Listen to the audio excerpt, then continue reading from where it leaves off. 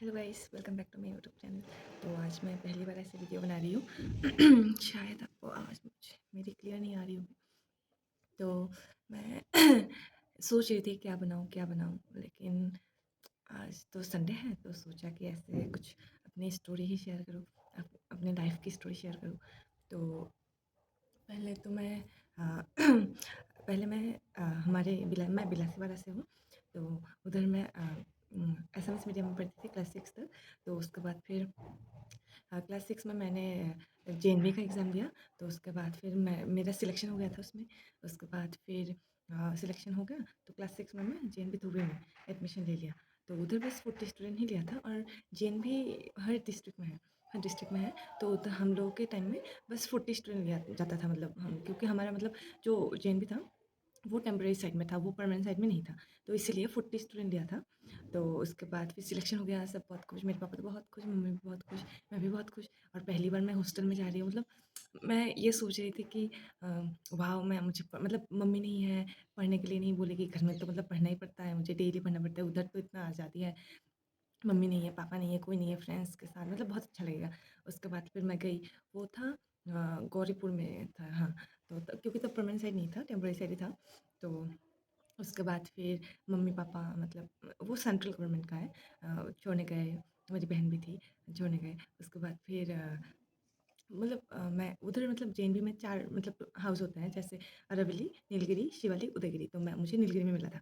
तो मेरी एक फ्रेंड थी मुस्कान, तो उसके साथ मेरे पापा और उसके पापा मतलब अच्छा दोस्त थे। तो उसके साथ मेरा जब मैं कोचिंग लिया था जेएनवी का, तो उसी टाइम का मतलब थोड़ा मतलब उतना अच्छा भी नहीं, लेकिन जान-पहचान हो गया था। तो मुझे तो बहुत डर लगता है किसी से बात करना, मतलब पहले से ही। ऐसे जाके नहीं बात कर सकते। तो उसके बाद फिर पापा ने पूछा कि उसको कौन-सा हाउस में मिला? तो उन लोगों ने बोला कि नीलगिरी में। तो मुझे भी नीलगिरी में डाल दिया। उसके बाद जब नीलगिरी में आई, तो वो तो मतलब बस उसको मिला था उदयगिरी में, लेकिन उदयगिरी में बेड नहीं था, इसलिए उसको नीलगिरी में शिफ्ट किया था। उसके बाद फिर और एक फ्रेंड आई रोशनी, उसके बाद फिर उसको उसका बेड मिल गया मुस्कान का। उसके बाद फिर मुस्कान को चेंज कर दिया, उसको उदयगिरी में भेज दिया। उसके बाद तो मैं अकेली, मुझे इतना बुरा लगा जब तब मेरे मम्मी-पापा जा चुके थे, शाम के टाइम में। मुझे इतना बुरा लगा और मैं कोई नहीं है, इतना रो रही हूँ, सब रो रहे हैं। उसके बाद फिर और बुरा लग रहा है क्योंकि वो भी चली गई थी। उसके बाद फिर मेरी और एक फ्रेंड है ईशा, वो आई थी मुझे समझाने के लिए कि मतलब मत रो ऐसे, मतलब वो तो और छोटी है, लेकिन वो मुझे समझाने आई थी कि मत रो, कोई बात नहीं, मैं हूँ ये। बहुत अच्छी थी वो, अभी भी है। उसके बाद फिर उधर ही थे हम लोग, उधर थे। उसके बाद मतलब हमारी क्लास में टोटल गर्ल्स थे 12 या 13 ऐसा था। उसके बाद फिर हम दोनों मतलब अच्छा दोस्त बन गए थे, बहुत अच्छा दोस्त बन गए थे। उसके बाद रोशनी थी और एक फ्रेंड थी।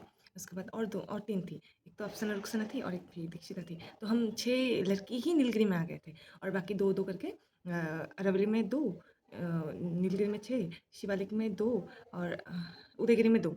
मुस्कान और अनाया थे उदयगिरी में। उसके बाद फिर धीरे-धीरे अच्छा भी लग रहा है उधर। मतलब धीरे-धीरे अच्छा लगना स्टार्ट हो गया था कि उसके बाद फिर हर संडे पेरेंट्स मिलने आते थे। पहली बार जब पेरेंट्स आए थे, मतलब मैं आधा गई थी, मम्मी आधा आई थी, मतलब ऐसे मतलब मम्मी आ रही है, मैं ऐसे जा रही हूँ। उसी में इतना रो के जा रही हूँ, मम्मी भी इतना रोई, मतलब इतना रोए। उसके बाद मिले, फिर मम्मी-पापा चले आए, घर आए, फिर मैं उधर थी। उसके बाद जब छुट्टी मिलता था तब घर आती थी। ऐसे-ऐसे चलता रहा। उसके बाद फिर क्लास 8 में हम लोगों को मतलब परमानेंट साइट में शिफ्ट होंगे ऐसा था। मतलब हमारा टेम्परेरी साइट छोड़ के परमानेंट साइट में हमारा रेडी हो गया था। उसके बाद फिर हम हाँ, परमानेंट साइट में हम लोग शिफ्ट हो गए, आ गए। उधर पानी का इतना प्रॉब्लम था क्योंकि पहाड़ में है स्कूल, पानी का मतलब कुछ भी इतना अच्छे से ठीक नहीं हुआ था। पानी का बहुत प्रॉब्लम था, हम लोगों ने इतना मेहनत किया, मतलब पानी नीचे से लाते थे, मतलब कैसे-कैसे नहाने का पानी नहीं होता था, ये वो बहुत प्रॉब्लम था, पानी का ही प्रॉब्लम था। उसके बाद फिर धीरे-धीरे मतलब आदत हो गई। उसके बाद फिर 8th खत्म हो गया, अभी 9 में जाएँगे। तो उसमें ना हम लोग को माइग्रेशन का ऑप्शन होता है, माइग्रेशन जाते हैं, मतलब जैसे हमारा जेएनवी धुबरी से हम लोग चंदौली गए थे, मतलब यूपी गए थे, उत्तर प्रदेश, तो जाएँगे ऐसा था।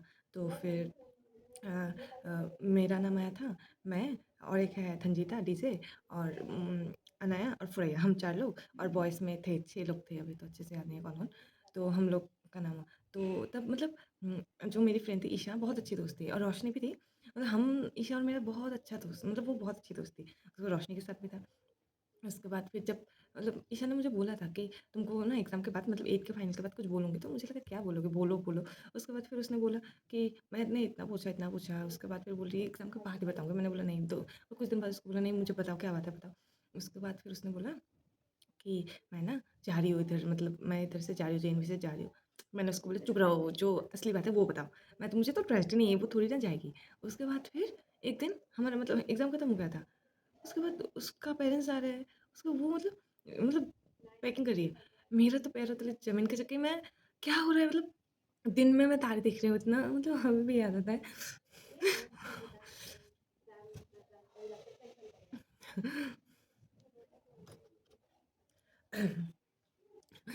तो उसके बाद फिर वो मुझे बोले कि मैं चली जाऊँगी। मैं भी माइग्रेशन जा रही थी, लेकिन मुझे मतलब नहीं पता था वो मतलब जाएगी करके, वो सच में चली जाएगी। अभी भी मतलब वो दिन याद करती हूँ तो मतलब अभी भी बुरा लगता है। उसके बाद उसके बाद फिर मैं इतना रोई, मैं इतना रोई, इतना रोई, इतना रोई। उसके बाद फिर ईशान फिर वो भी रोई थी, लेकिन फिर भी मैं इतना रोई, इतना वो भी समझा रही थी तुम माइग्रेशन जाओगी, ऐसे भी 1 साल तो इधर नहीं रहोगी। उसके बाद फिर वो चली गई थी। उसके बाद फिर कुछ दिन बाद हम लोग को घर जाना था। हम लोग को घर जाना था। उसके बाद फिर जब घर गई तो फिर मैं तो मतलब सोच मतलब इतना हार्ट ब्रेक, मतलब जैसे कि मेरा ब्रेकअप हो गया, मतलब इतना बुरा लगा, इतना बुरा लगा। बहुत ज़्यादा बुरा लगा, बहुत। उसके बाद फिर बात होती थी कॉल पे, मतलब जेएनबी में तो फ़ोन नहीं रखते थे, तो फिर जब गई थी तो ऐसे वो भी वीडियो देखी। तो उसके बाद फिर क्या हुआ, हम भी घर चले गए। उसके बाद फिर बात करती थी उसके साथ, बात करती थी मैं फ़ोन पे। वो वो दूसरे स्कूल में मतलब एडमिशन ले लिया था उसने क्लास 9 में। उसके बाद फिर घर जाके मतलब मैं अपने माइग्रेशन जाऊँगी तो उसके लिए शॉपिंग पूरा एकदम क्या-क्या चाहिए, ट्रॉली, फिर मतलब जो भी चाहिए था कपड़ा ये सब मतलब खरीदने के लिए मैं ये चाहिए, वो चाहिए, डेली मतलब जाती थी। हम लोगों का 1 महीना 2 महीना छुट्टी था, उसके बाद 2 महीना शायद छुट्टी था, उसके बाद मैं हम जाएँगे। उसके बाद फिर उधर से हम आए। घर से आए सॉरी। घर से हम आए सब कुछ लेके जो-जो चाहिए था। फिर तब मुझे पहली बार मुझे मेरे पापा ने फ़ोन दिलाया था, एंड्रॉइड फ़ोन दिलाया था। उससे पहले मेरे पास मतलब ना मेरे पास फ़ेसबुक था, कुछ भी नहीं था क्योंकि मेरा फ़ोन ही नहीं था, मेरा फ़ोन नहीं था। उसके बाद पापा ने मुझे फ़ोन दिलाया। मैं तो बहुत ही ज़्यादा खुश, शायद नहीं, मैं फ़ोन के लिए मतलब माइग्रेशन जा रही थी क्योंकि मुझे मेरा फ़ोन मिलेगा। उसके बाद फिर वो फ़ोन मिल गया और मुझे क्या चाहिए? उसके बाद फिर अम हम लोग आ गए थे, जो-जो हम लोग चारों और बॉयज़ आ गए थे।